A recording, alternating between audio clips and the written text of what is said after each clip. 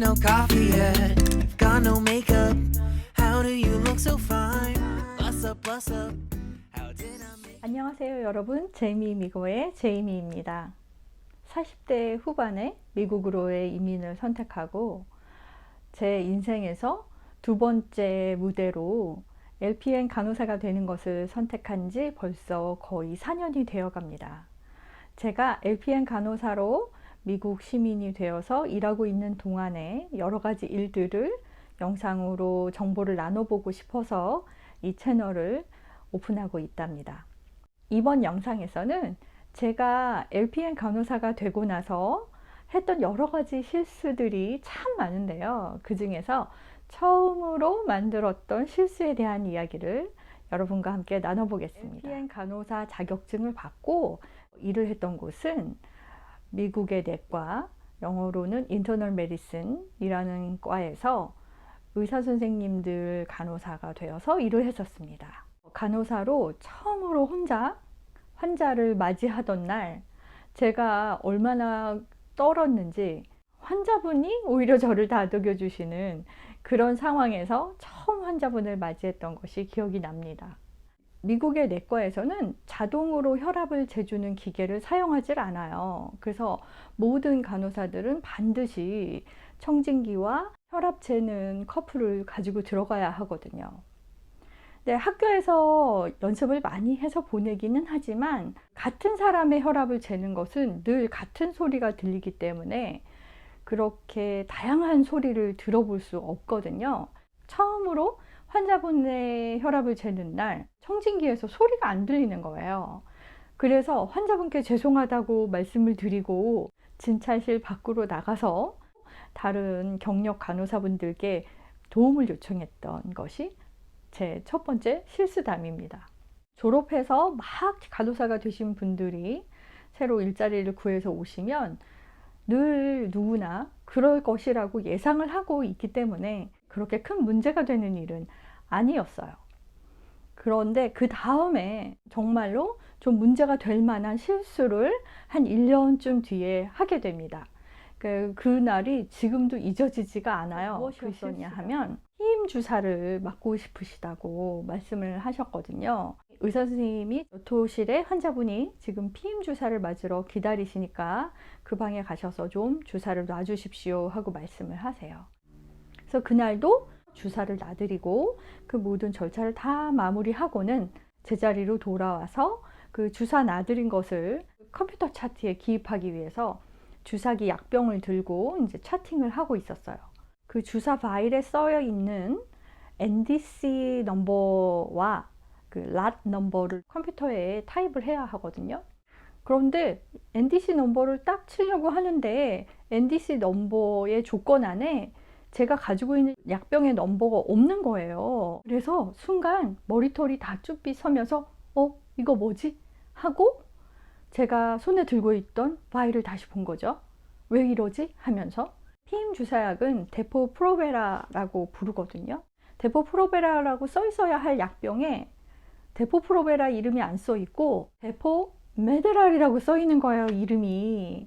그걸 확인하는 순간 제가 얼마나 놀랐는지 의자에서 벌떡 일어나서 옆에 책상에 있던 간호사에게 Help me! 하고 소리치고 달려갔어요. 제가 다른 약을 주사한 거더라고요. 바로 의사 선생님한테 달려가서 이거 어떡하냐고, 내가 이걸 데포프로베라인 줄 알고 데포메드라를 주사해 드렸다고, 근데 지금 환자는 벌써 그 주사를 맞으시고 집으로 가셨다고, 막 그 자리에 복도에 서서 이제 울기 시작한 거예요. 제가 보통 때 그 내과에서의 모든 간호사분들은 정말 무슨 일이 생기면 내일인 것처럼 달려와서 도와주시는 그런 분들이셨거든요. 시간이 나시는 간호사들은 다 저한테 오신 거예요. 그러면서 막 어떻게 된 건지 상황을 이제 파악을 하신 거죠.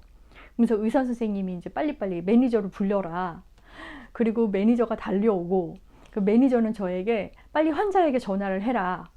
그렇게 전화하는데 매니저가 막 오더니 저를 잠깐 홀드를 하라고 시키고는 저한테 목소리 떨리지 말고 차분하게 환자분에게 그냥 다시 돌아와 주십사고만 요청해. 그래서 몇 분 뒤에 다시 오셨습니다. 다행히. 정말 그 환자분께 정중히 사과를 하고 의사 선생님이 다시 들어오셔서 환자분께서 지금 맞으신 그 약이 피임 주사가 아니었어요. 뭔가 실수가 있었습니다. 환자분이 맞으신 약은 이러이러합니다 라고 설명을 드린 거예요. 그러니까 제가 주사해 드린 약은 데포메드랄이라고 알레르기 반응이 심하게 오셔서 피부가 다 일어나신 분들, 이제 관절염이 심하게 갑자기 급성으로 오셔서 통증이 심하신 분들도 맞으시고요. 그 다음에 백페인이 갑자기 생겼는데 너무 아프다 하시는 분들도 그 데포메드랄을 맞으세요. 의사 선생님께서 정말 죄송하지만 데포프로베라를 다시 놔드리겠습니다 했어요. 그 에피소드가 끝나고 이제 나와가지고 다리가 후들거려서 그 다음 진찰을 못 하겠는 거예요. 특히나 코로나 때였어요. 동료들이 코로나 때문에 쿼런틴을 하느라고 직장에 나오질 못했을 때였습니다.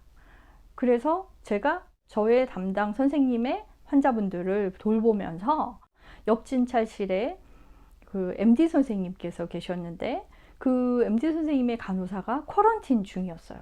그 플롯 널스로 오신 분이 공교롭게 그때는 그 CNA가 오셨었어요. 그래서 그러니까 널스 어시스턴트시니까 주사를 놓을 수가 없었습니다. 환자들에게. 옆에 MD 선생님의 환자분들이 주사를 맞아야 할 때는 그 환자분의 주사까지 놓고 다시 복귀를 하는 거예요. 제 책상으로. 게다가 그날은 공교롭게도 플루 주사를 맞기 위해서 오시는 널스 비짓하는 환자분들까지 제가 담당하는 날이었습니다. 그러니까 정말 의자에 앉을 시간이 없을 정도로 바빴어요. 그날은. 그래서 환자분 루밍하랴, 다른 의사 선생님의 환자분들도 주사를 드리랴, 또 플루 주사 맞으러 오시는 분들 간간히 계속 플루 주사를 놔드리랴, 그 모든 것들이 다 또 차림까지 마무리를 해야 하니까 컴퓨터에 앉아서 차트를 못하고 서서 컴퓨터에 차팅을 할 정도로 그렇게 바쁜 날이었습니다. 그 당시 저의 기분은 내가 정말 간호사를 해도 될까? 난 이렇게 환자의 목숨에 관련된 일을 이렇게 내가 덤벙거리면서 영어도 잘 못하면서 이 직업을 내가 과연 해도 될까? 라는 생각까지 들더라고요. 집에 와서 이제 구글을 해보니까 데포프로베라하고 데포메드랄은 정말 유명한 약이더라고요. 비슷하게 생겨서 헷갈리다 보니 이렇게 잘못 주입하는 사례가 많고 실제로 그 실수로 인해서 법정 소송까지 가서 그것이 기사화됐던 일들도 여럿이 있더라고요. 데포프로베라를 맞으러 왔던 환자분인데 간호사가 데포메드랄을 주사를 했고 그 환자가 집으로 가고 그 간호사가 자기가 잘못 주입했다는 것을 발견을 못해요. 한 몇 달 뒤에 환자가 임신을 한 겁니다. 덜컥.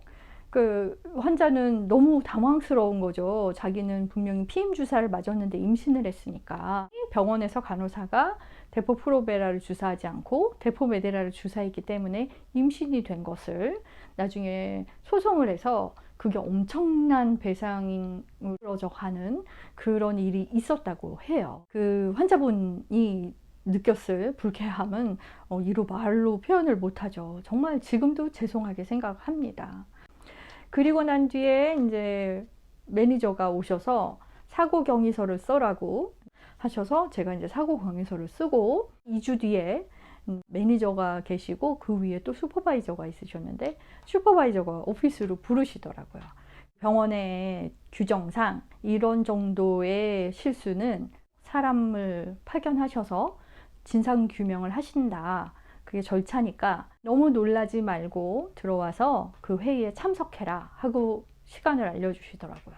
지금 보고된 이 실수가 실수해서 된 것이라고 생각하십니까? 하고 물어보시더라고요. 그래서 제가 100% 실수입니다. 제가 다음부터는 절대로 이런 일이 없도록 명심하겠습니다. 라고 말씀드렸습니다.